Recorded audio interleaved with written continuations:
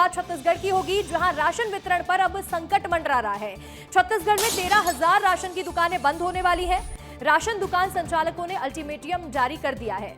9 सूत्रीय मांगों को लेकर के राशन दुकान संचालक अड़ चुके हैं। अगर ये मांगे पूरी नहीं होती हैं, ऐसे में राशन की दुकानें बंद हो जाएंगी।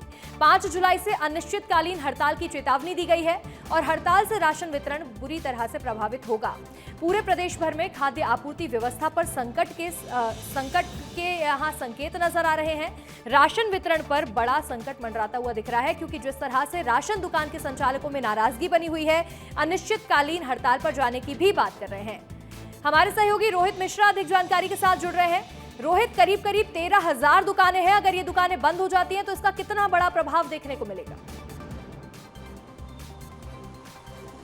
हाँ बिल्कुल, देखिए बहुत बड़ा प्रभाव देखने को मिलेगा और छत्तीसगढ़ में लगभग 60% से ज़्यादा आबादी जो है वो इसी राशन पर निर्भर करती है और जिनको इस खाद्यान्न जो है वो दिया जाता है। और ऐसे में अगर ये दुकान बंद होंगे तो निश्चित तौर पर उन परिवारों पर जो बोझ है वो बढ़ने वाला है। और ख़ास बात इसमें ये है कि पीडीएस संघ का कहना है कि 5 जुलाई तक के उनकी जो पूर्व की मांगे हैं वो पूरी नहीं होती तो वो अनिश्चितकालीन हड़ताल पर चले जाएंगे। जिसमें अगर मांगों की बात की जाए तो उनका ये कहना है कि जो मशीन है उसमें लगातार दिक्कत आ रही है और कमीशन उनका समय पे भुगतान नहीं किया जाता।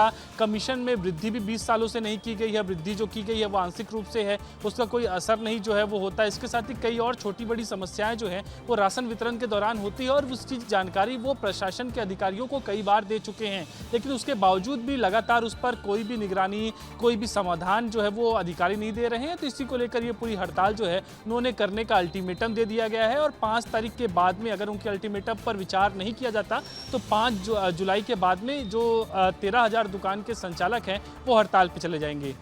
बिल्कुल, एक बड़ी हड़ताल को लेकर के चेतावनी दी जा रही है। 5 जुलाई तक का समय भी दिया गया है। अब इस पर क्या फैसला आता है देखना होगा। आपका जुड़ने के लिए बहुत बहुत शुक्रिया रोहित।